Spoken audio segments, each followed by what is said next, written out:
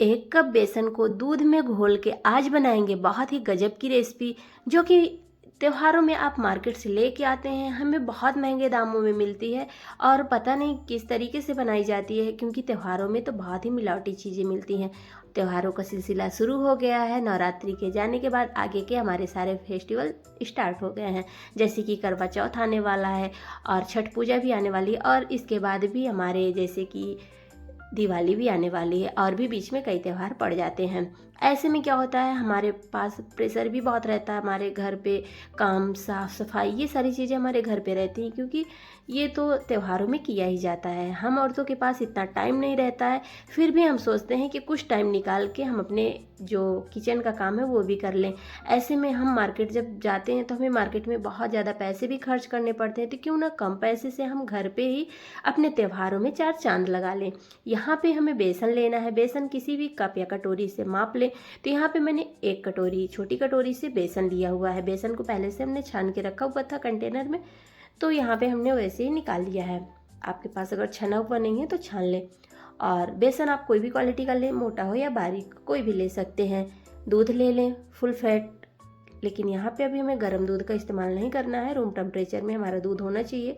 तो यहाँ पे हमने पैन रख दिया गैस के ऊपर, लेकिन अभी हमने गैस को ऑन नहीं किया है, और पहले दूध और बेसन को हम लोग मिक्स कर लेते हैं। यहाँ पे बेसन कच्चा है, भुना हुआ नहीं है, तो सबसे पहले हम लोग दूध में मिक्स कर देते हैं अच्छे से। अगर आपने फ्लेम ऑन भी किया है तो मोटे तले का बर्तन है तो फिर फ्लेम को बिल्कुल लो रखना है। तो चलिए, अभी यहाँ पे घी बटर कुछ हमने नहीं डाला है, केवल दूध और बेसन को हमें अच्छे से मिक्स देना है। तो फ्रेंड्स, आप इस रेसिपी को अपने घर में ज़रूर ट्राई करिएगा। यकीन मानिए, आपको इस त्यौहार में यह मिठाई बहुत ही पसंद आने वाली है। घर की चीज़ों से बनेगी, और आप इसको जब मार्केट से लाते हैं तो आपको ये बहुत महंगी मिलती है। क्यों ना घर पे हम सस्ते में ये बना लें और त्यौहार का आनंद उठाएं बच्चों के साथ, क्योंकि बच्चों की मिठाइयाँ फेवरेट होती हैं और बच्चों के लिए हम लोग हमेशा ही सोचते हैं कि हेल्दी ही खिलाएं। घर पे जब बनाते हैं हम तो हेल्दी तरीके से बनाते हैं। मार्केट से हमें बोल के तो दिया जाता है कि ये देसी घी की मिठाई है, लेकिन वो ओरिजिनल देसी घी की मिठाई होती नहीं है, क्योंकि देसी घी सबको पता है कितना महंगा है। तो इसलिए घर पे बनाएं, हेल्दी तरीके से बनाएं। तो यहाँ पे देखिए, बेसन हमारा अच्छे से मिक्स हो चुका है, लम्स फ्री हो चुका है। तो दिवाली में तो हम लोग तरह तरह की मिठाइयाँ घर पे भी बनाते हैं और मार्केट से भी लेके आते हैं। तो यहाँ पे देख सकते हैं, अब हमने फ्लेम को ऑन किया है, लेकिन फ्लेम अभी भी हमें लो ही रखना है, बिल्कुल लो फ्लेम में। अभी हमें इसको अच्छे से पका लेना है, बेसन को अच्छे से पकाना है, बिल्कुल कच्चा नहीं रहना चाहिए। अब हमने यहाँ पे देसी घी लिया है, तो घी भी हमने आधी कटोरी लिया हुआ था, लेकिन हमने पूरा घी नहीं यूज़ किया है और घी हमारा बच गया है। इतना घी हमने डाल दिया है, अगर माप करेंगे तो 4 चम्मच बड़े चम्मच से हमने घी डाल दिया है। अब घी को भी हम अच्छे से मिक्स कर देते हैं।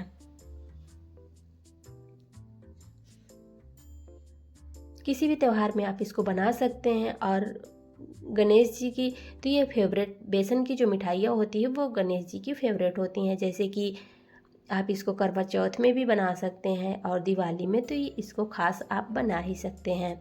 तो यहाँ पे देखिए, अच्छे से हमें मिक्स करना है। अभी आपको बेसन थोड़ा सा जैसे थोड़ा थिक होने लगा है, तो इसी तरीके से हमें कंटिन्यूस चलाना है, इसको बंद नहीं करना है, नहीं तो नीचे से ये जब लग जाएगा तो फिर क्या होगा कि स्मेल आने लगेगी। इस तरीके से हमें अच्छे से इसे भून लेना है, बेसन का बिल्कुल से हमें कच्चापन दूर करना है। तो यहाँ पे देख सकते हैं बेसन हमारा इकट्ठा होने लगा है, तो अब ये लगभग ड्राई हो जाएगा धीरे धीरे। नॉन स्टिक पैन में जब हम बनाते हैं तो हमें घी थोड़ा कम लगता है, जैसे हम अदर किसी बर्तन में बनाते हैं तो फिर क्या होता है, उसमें थोड़ा घी ज़्यादा ही लगता है, क्योंकि इसमें है ना, तो नॉन स्टिक में ज़्यादा चिपकता नहीं है। तो कोशिश करें नॉन स्टिक पैन का ही इस्तेमाल करें या कढ़ाई का।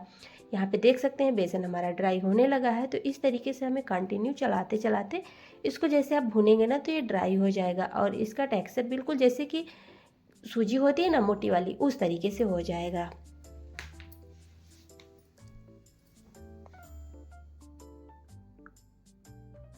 तो देखिए, धीरे धीरे ये ड्राई होने लगा है फ्रेंड्स। तो आपसे एक छोटी सी रिक्वेस्ट है, अगर आप हमारे वीडियो पे पहली बार विजिट किए हैं तो प्लीज़ चैनल को सब्सक्राइब कर लीजिएगा और वीडियो को लाइक कर दीजिएगा और अपने फैमिली और फ्रेंड्स के साथ शेयर भी कर दीजिएगा, ताकि उनको भी हमारी रेसिपी का एंजॉय मिल सके और हमें उनका सपोर्ट मिल सके। यहाँ पे देख सकते हैं बेसन हमारा अच्छे से भून चुका है लगभग, फिर भी अभी हमें इसे 2 से 3 मिनट तक भूनना है। अभी इसमें थोड़ी सी कसर बाकी है। तो अब यहाँ पे देख सकते हैं बेसन का कलर चेंज हो चुका है। तो अब ये दानेदार हो चुका है पूरी तरीके से।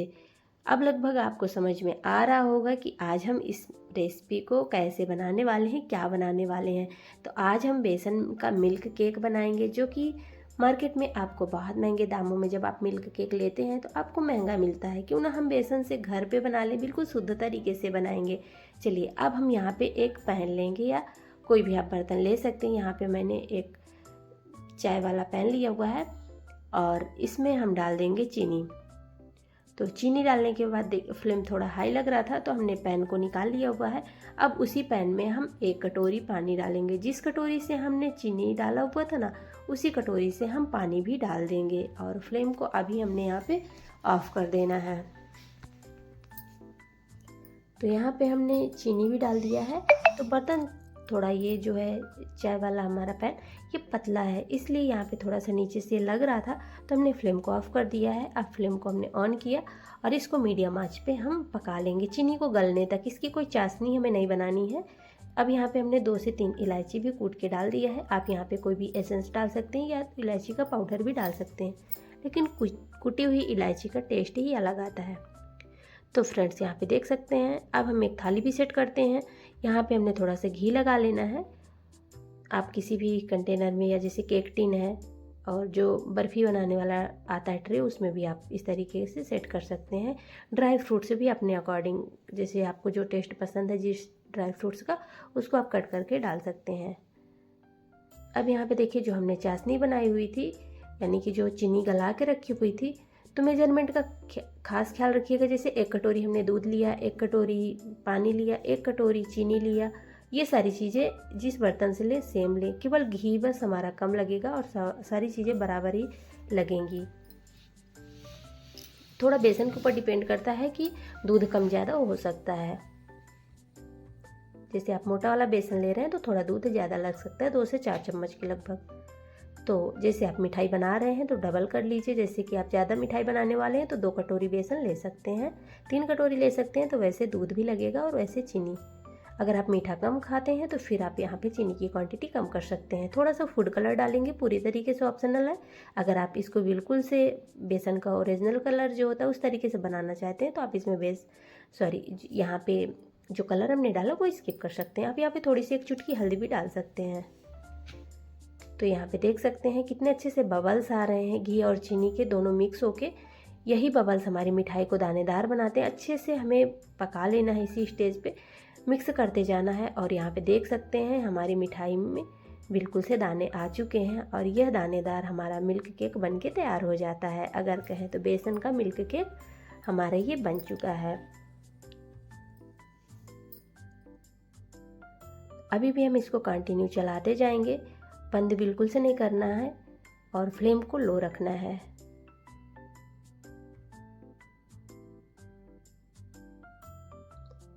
अगर आप इससे लड्डू बनाने वाले हैं तो थोड़ा सा इसको और पका लीजिए, 2 से 3 मिनट के लगभग। अगर आप इससे बर्फ़ी बनाना चाहते हैं तो इसको इसी स्टेज में बंद कर दीजिए। तो यहाँ पे देखिए अब हम गैस को ऑफ़ करेंगे और अभी क्योंकि पैन भी गर्म है तो गैस को ऑफ़ कर देंगे, नहीं हमारी मिठाई है जो हार्ड पड़ जाएगी। हमें बिल्कुल सॉफ्ट चाहिए, क्योंकि मिठाई हमेशा जो मिल्क केक वगैरह हम लोग लाते हैं ना, बिल्कुल सॉफ्ट रहता है, खाने में जाते ही मुंह में घुल जाने वाला। अब यहाँ पे देख सकते हैं इस तरीके से हमें दूसरे बर्तन में ट्रांसफ़र कर देना है और इसको इसी कलछी की हेल्प से हमें अच्छे से सेट कर देना है। अभी ये गर्म है, जैसे कि ठंडा होगा। और यहाँ पे इसकी साइड से जो घी निकलता है तो आप इसको साइड में कर देंगे तो सारा घी निकल भी जाता है, एक्स्ट्रा घी। अगर आपको नहीं पसंद है और अगर पसंद हो तो इसमें रहने दीजिए, ठंडा होने के बाद अपने आप सेट हो जाता है। अगर आपको नहीं पसंद है तो थोड़ा सा बर्तन को टेढ़ा कर दीजिए, सारा घी निकल जाएगा। यहाँ पे देख सकते हैं स्पैचुला की हेल्प से हमें इस तरीके से इसके कॉर्नर को सेट कर देना है। तो अभी ये गरम है तो इसको हम थोड़ा सा गरम में ही इसमें कट लगा देते हैं। तो यहाँ पे हमने थोड़ा सा सिल्वर वर्क लिया हुआ है जो कि मिठाइयों में हमारे मार्केट वाला लुक क्रिएट करता है। तो इस तरीके से हमें लगा देना है। तो इसको लगाने में थोड़ी सी सावधानी बरतनी चाहिए, नहीं तो ये इधर उधर, जैसे कि थोड़ी सी इसमें इधर उधर से एयर आई ना, तो ये निकल के बिखर जाता है, यानी कि सिमट के एक जगह भी हो जाता है। तो अब चलिए हम इसमें कट भी लगा देते हैं। तो आपको जिस तरीके का शेप चाहिए उस तरीके से आप इसमें कर सकते हैं।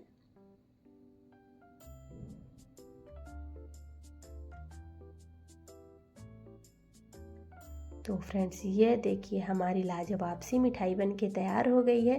ठंडे होने के बाद ये और अच्छे से सेट हो जाती है। तो चलिए मिठाई को हम निकाल लेते हैं। और यहाँ भी ये मिठाई हमारी बन के तैयार हो गई है, बिल्कुल मार्केट से जैसी दिखती है। यहाँ पे किसी भी ड्राई फ्रूट्स का हमने इस्तेमाल नहीं किया, ना तो मिल्क पाउडर ना तो चाशनी। झटपट से सिर्फ 10 मिनट के अंदर आप इस मिठाई को बना सकते हैं और मार्केट से गुलाब जामुन, रसगुल्ले और कलाकंद खाना भी भूल जाएंगे। रेसिपी अच्छी लगी हो तो लाइक, सब्सक्राइब